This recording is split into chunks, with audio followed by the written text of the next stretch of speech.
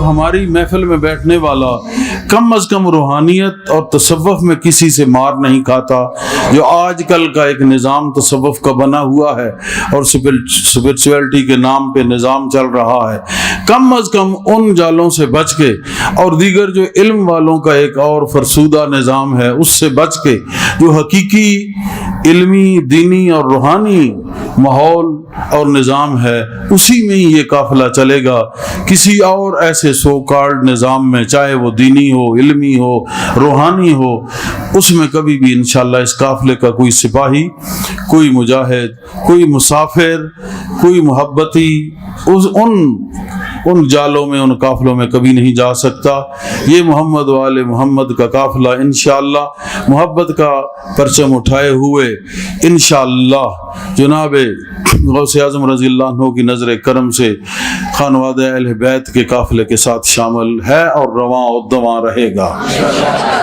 حضور صلی اللہ علیہ وآلہ وسلم کی محبت کا پیغام محبت، محفل محبت، سلسلہ نقش بندیہ محفل محبت، سلسلہ سہروردیہ محفل محبت، سلسلہ چشتیہ محفل محبت، سلسلہ قادریہ محفل محبت، الغرض جتنے سلسلے ہیں یہ محبت کے سلسلے ہیں، اور یہ محافل محبت کا مجموعہ ہے، اسی کا نام سلسلہ روحانیت ہوتا ہے۔ ہمارے سلسلے میں چونکہ چاروں سلاسل شامل ہیں، مین ہمارا قادریہ مخدومیہ قلندریہ سلسلہ ہے، لیکن سب کا معنی ایک ہی ہے، محبت، اور وہ محبت ہے اللہ کی، اور محبت مشن کا معنی بھی یہی ہے۔ کوئی آپ سے پوچھے کہ یہ کیا مشن ہے، تو محبت مشن کا معنی بھی یہی ہے۔ اسی سے میں شروع کر رہا ہوں، پھر اور آگے جو حضور صلی اللہ علیہ وسلم کی محبت کا ایک واقعہ ہے وہ بیان کرنے کے بعد پھر امتیاز صاحبہ کا ایک کوشچن ہے، اس پہ پھر بحث ہوگی، اور انشاءاللہ حسب سابق آدھا گھنٹہ 35 منٹ ہم بات کرتے ہیں روزانہ۔ تو محبت مشن کیا ہے؟ یہ اللہ سے محبت، رسول اللہ سے محبت، اہل بیت اور صحابہ سے محبت، اولیاء کرام سے محبت، اپنے شیخ سے محبت، پھر تمام مومنین سے محبت، پھر تمام مسلمین سے محبت، پھر ہر انسان سے محبت۔ یہ محبت مشن ہے کہ ہر اکائی سے محبت کرنا، اللہ سے لے کے بندے تک، آپس میں ایک دوسرے سے بھائی چارہ، محبت۔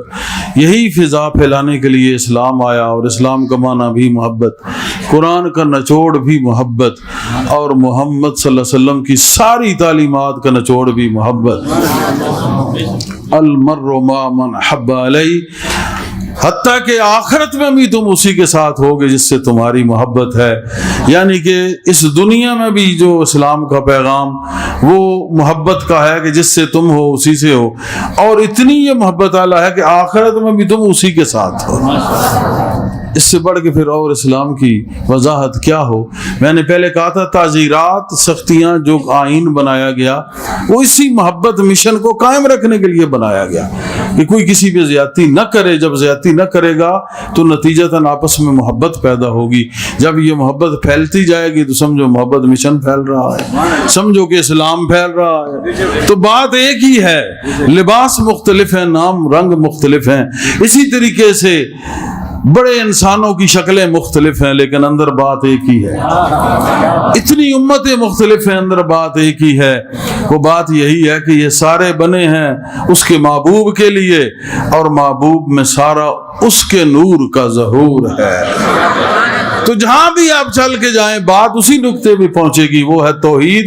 وہ توحید سے شروع ہو کے رسالت سے مس ہوتا ہوا تمام انسانوں، مسلمانوں اور بندوں تک یہ پھیل گیا۔ بات اسی ایک نور کی ہے، اس کا ایک نور اس کے نور سے ہے، باقی سب کا ظہور اس کے نور سے ہے۔ محبوب کا نور اللہ کے نور سے ہے، اور باقی تمام انسانوں میں جو نور ہے وہ اس نور کا مرہون منت ہے، حضور صلی اللہ علیہ وآلہ وسلم کا۔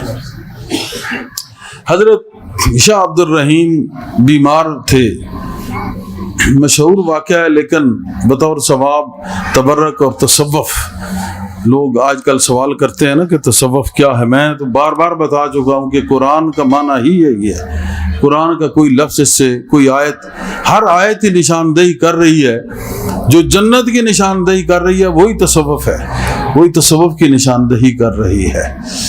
قرآن جنت کا نقشہ کھینچتا ہے نا کہ اس میں باغ ہے، نہریں ہیں، فلاں فلاں نہریں ہیں، خوبصورت پرندے ہیں، خوبصورت تمام چیزیں ہیں، یہ سارا تو کیا تم نے وہ دیکھ لی؟ نہیں، وہ ایک تصور پیش کر رہا ہے۔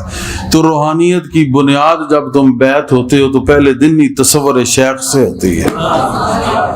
تو قرآن نے جنت کا جو تصور دیا ہے، صوفی وہی تصور شیخ سے دیتا ہے کہ اس کے مطابق چل کر اپنی اس کی تعلیمات کو اپنا کر اپنا چال چلن درست کر لو گے تو پھر جنت میں چلنے کے قابل ہو جاؤ گے۔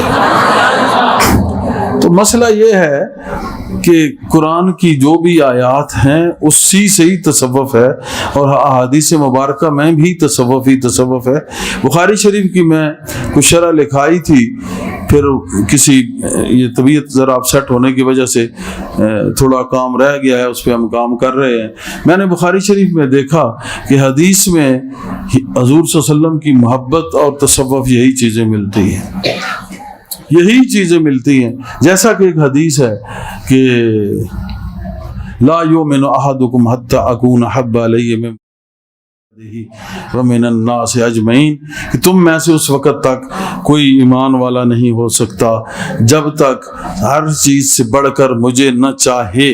یعنی ایک شیخ اپنے مرید کو یہ تربیت کر رہا ہے، وہ شیخ سب سے اعلیٰ شیخ حضور پر نور صلی اللہ علیہ وسلم، وہ سب سے اعلیٰ مرید صحابہ کرام رضوان اللہ علیہم اجمعین، ان کو یہی بتا رہے ہیں کہ سب سے بڑھ کر محبت، یعنی یوں تصور شیخ، حب شیخ میں محو اور مست ہو جاؤ، تصور میں محو ہو کر محبت میں مست ہو جاؤ کہ ہر ایک چیز سے بڑھ کر مجھے ہی چاہو۔ اب یہ بتائیں یہ کیا ہے؟ دین ہے، حضور نے فرمایا۔ اور تصوف میں کیا کہا جاتا ہے؟ یہی پیار سے کھایا جاتا ہے۔ تو حدیث سے، کسی حدیث سے آپ چاہیں تو جو مرضی اپنا، جس کے اندر جو کچھ ہے وہ نکالے گا، جس کے اندر اسلام کی وہ محبت ہے وہ محبت اسلام ہی نکالے گا، اس سے وہ ہمدردی اور انسانیت ہی نکالے گا۔ تو میں نے جتنے بھی موضوعات دیکھے قرآن و حدیث کے، ان کی روح اور بنیاد، ان کا آخر ابتدا، ان کا اوسط اور ان کی انتہا محبت ہی کو پایا ہے۔